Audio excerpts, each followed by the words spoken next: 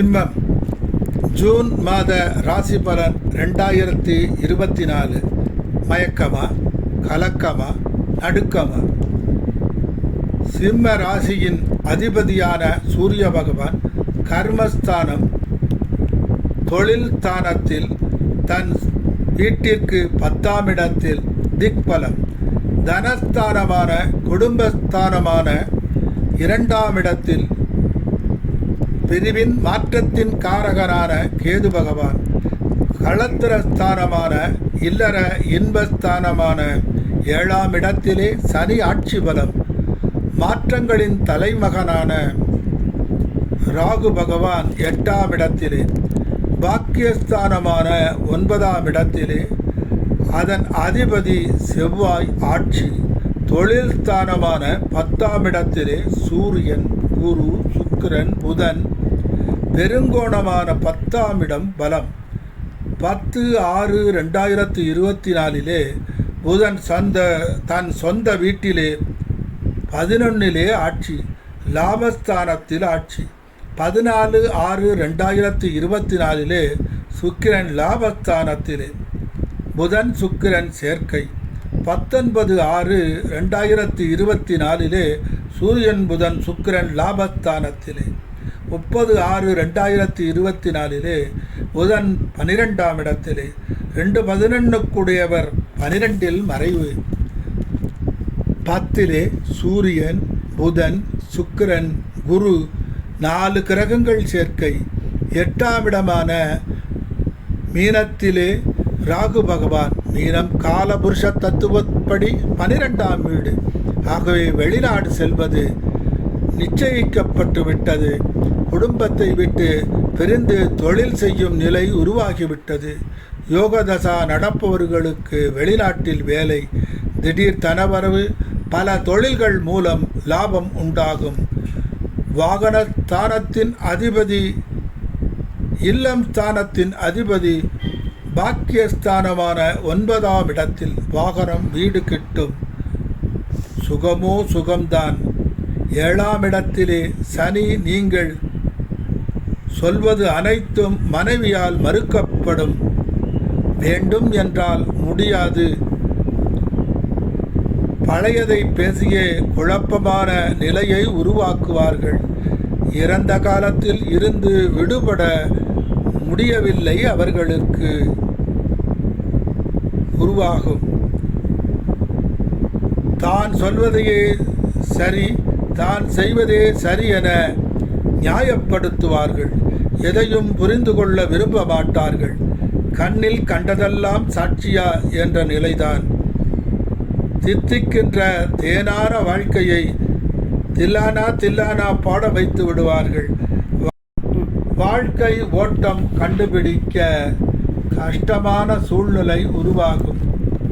சரிதானா, இது முறைதானா என்று நீங்கள் கேட்டால், இப்ப மூழ்குமோ அப்ப மூழ்குமோ என்ற நிலை உருவாகலாம். 100ல் ஒருவருக்கு மட்டும் இந்த கவலை ஏனோ இந்த நிலை என்று சுக்கிர பகவானிடமும் அருள் தருவர். வாழ்க்கை ஓட்டம் கண்டுபிடிக்க கஷ்டமான சூழ்நிலை உருவாகும். சரிதானா, இது முறைதானா என்று நீங்கள் கேட்டால், இப்ப மூழ்குமோ அப்ப மூழ்குமோ என்ற நிலை உருவாகலாம். 100ல் ஒருவருக்கு மட்டுமே இந்த கவலை ஏனோ, இந்த நிலை ஏனோ என்று கேட்டு வேண்டு. அருள் தர வா அழகிய அசுரா, வரம் தாதா என நினைக்க மாற்றம் வருவது நிச்சயம். சிலர் வாழ்க்கையில் தசா புத்திகள் பலம் குறைந்ததாக அமைந்துவிட்டால் நிலைமை மிக மோசமாகி விடலாம். இதற்கான தீர்வு அவர்கள் இறங்கி வந்தால்தான் முடியும். காலமகள் கண் திறப்பாள் சின்னையா, என்ன புரிகிறதா? காலமகள் கண் திறப்பாள் சின்னையா, என்ன புரிகிறதா செல்லையா? அவர்கள் மாறும் வரை நீ செய்வதெல்லாம் மௌனம் மாத்திரமே. இந்த நேரம் நீ முன்னேற்ற பாதையை நோக்கி செயல்பட்டால் வெற்றி உந்தன் பக்கம்.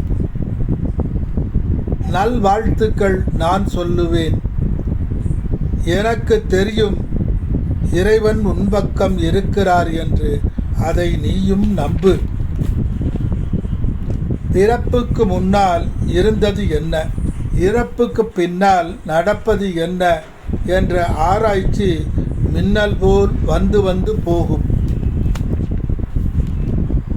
புதிய பூ பூக்கும் இன்ப நிலை மாறும். மயக்கமா, கலக்கமா, நடுக்கமா தேவையில்லை. இரவுக்கு பின்னே பகல் வரும் என்பது உலகம் அறிந்த உண்மை.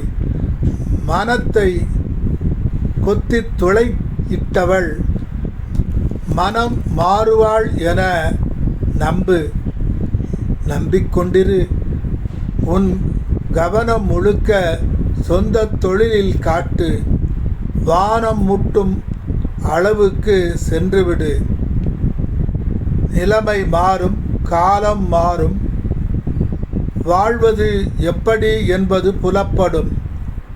தான் செய்தது தவறு என மனம் வருந்தி தேன் தேன் தேன் உன் தேவை அறிந்தேன் என வருவார்கள். அதுவரை மௌனமே மௌனமே. அழகிய அசுரரான சுக்கிர பகவான் காயத்ரி மந்திரத்தை தினம் மனம் உருகி சொல்லி வர அவர் மாற்றுவார் இறுக்கமான சூழ்நிலையை.